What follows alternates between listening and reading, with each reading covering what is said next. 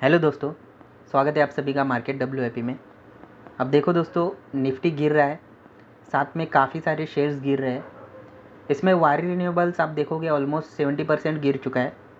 तो ठीक है, फॉल आता रहता है, बट इतना बड़ा फॉल जब आता है तो उसमें कुछ ना कुछ तो रीज़न रहता है। तो चलो जान लेते हैं कि क्यों वारी रिन्यूएबल्स इतना गिर रहा है। अब देखो दोस्तों, इसके लिए आपको समझना होगा कि इसका बिज़नेस क्या है। वारी रिन्यूएबल्स इंडिया का नंबर 1 कंपनी है जो सोलर पैनल्स का मैन्युफैक्चरिंग करता है, एंड ऑल्सो सोलर प्रोजेक्ट्स रहते हैं वो भी कंपनी हैंडल करती है।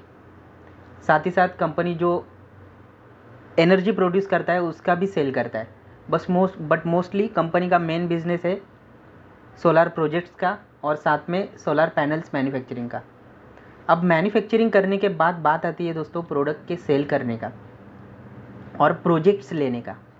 इंडिया का जो भी सोलर मॉड्यूल्स जो इंडिया में प्रोड्यूस होता है वो जो बाहर एक्सपोर्ट करते हैं, तो इंडिया का जितना भी सोलर मॉड्यूल्स एक्सपोर्ट होता है उसमें से 98% एक्सपोर्ट USA में होता है। एंड एज यू नो कि वारी रिन्यूएबल्स इंडिया का नंबर 1 है।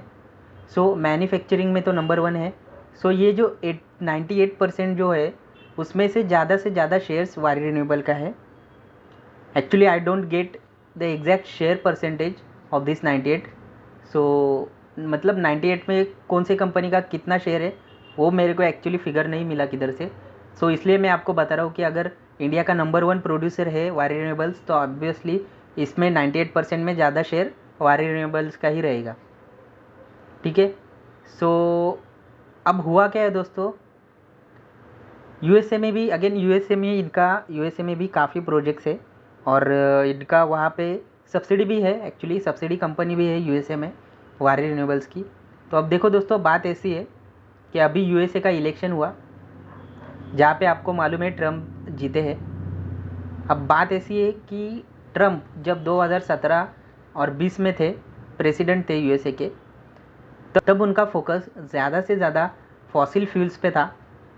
मतलब जैसे हमारे PM मोदी गवर्नमेंट जो रिन्यूएबल्स को सपोर्ट करते हैं इंडिया में, सपोर्ट करने के लिए अलग तरीके से PLI स्कीम्स लाते हैं और सब्सिडीज़ देते हैं। बेसिकली हमारी गवर्नमेंट क्या चाहती है कि रिन्यूएबल एनर्जी पे जोर दे रही है एंड फॉसिल फ्यूल की जो डिपेंडेंसी है उसको कम करना है। साथ ही साथ जो ग्लोबल वार्मिंग का जो रीज़न है उसको भी रिन्यूएबल एनर्जी से सपोर्ट होता है। अब क्योंकि अमेरिका वर्ल्ड का नंबर 1 है फॉसिल फ्यूल में, तो ऑब्वियसली ट्रम्प तो उसको ही सपोर्ट करेगा, क्योंकि अगर उनके देश में अगर फॉसिल फ्यूल का ज़्यादा मैन्युफैक्चरिंग होती है तो वो तो उसको ही सपोर्ट करेंगे।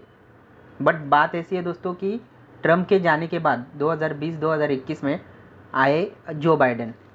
अब जो बाइडेन ने क्या किया, ग्लोबल वार्मिंग को ध्यान में रखते हुए उन्होंने भी रिन्यूएबल्स पे ध्यान देना चालू कर दिया। उसमें उन्होंने रिन्यूएबल्स सेक्टर के लिए पॉलिसीज़ लेके आए, इंसेंटिव्स दिए, जिसके चलते वहाँ पे रिन्यूएबल सेक्टर बढ़ने लगा।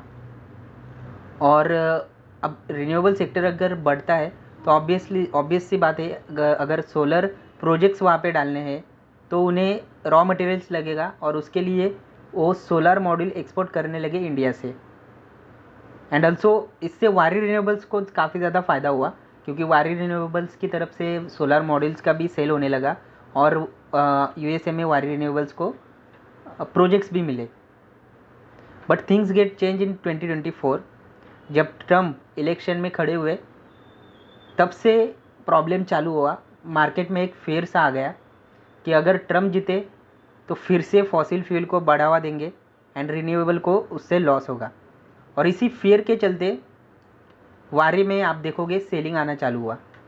एंड ऑल्सो इसका डायरेक्ट और इनडायरेक्ट इम्पैक्ट आप बाकी इंडियन सोलर रिलेटेड जितने भी शेयर्स है उसमें भी आपको देखने को मिलेगा।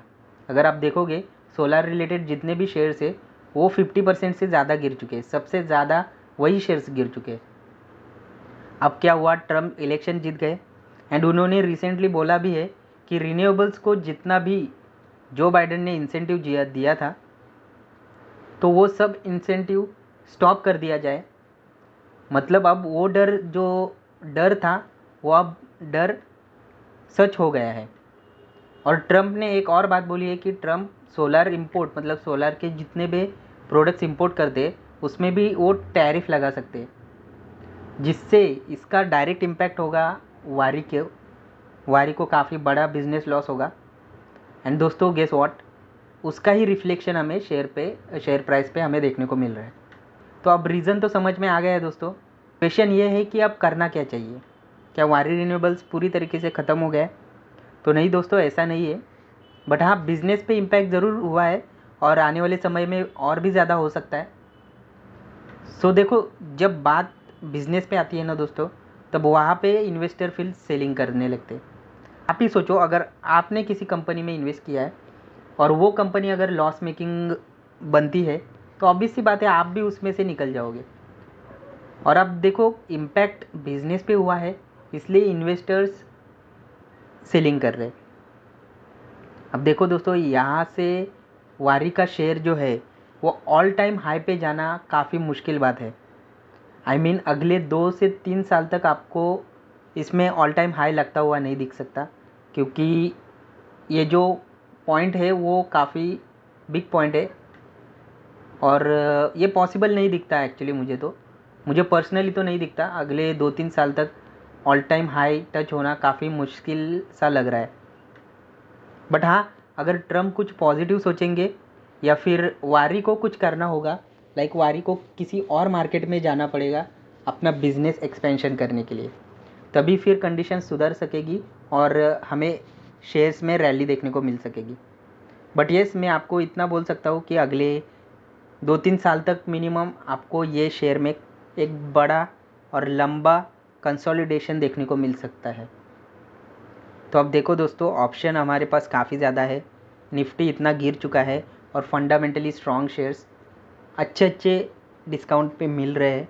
तो इट विल बी बेटर कि आप दूसरे शेयर्स में भी कुछ अमाउंट इन्वेस्ट करिए, जो फंडामेंटली स्ट्रॉन्ग शेयर आपको डिस्काउंटेड प्राइस में मिल रहे हैं तो आप उसमें भी जाइए। बाकी वारी रिन्यूएबल्स में तो अगले 2-3 साल तक तो मैं आपको कह रहा हूँ कि ऑल टाइम हाई पे जाना काफ़ी ज़्यादा मुश्किल सा लग रहा है। सो यस दोस्तों, आज के लिए बस इतना ही था। मिलते हैं अगले वीडियो में, तब तक के लिए good bye and happy investing.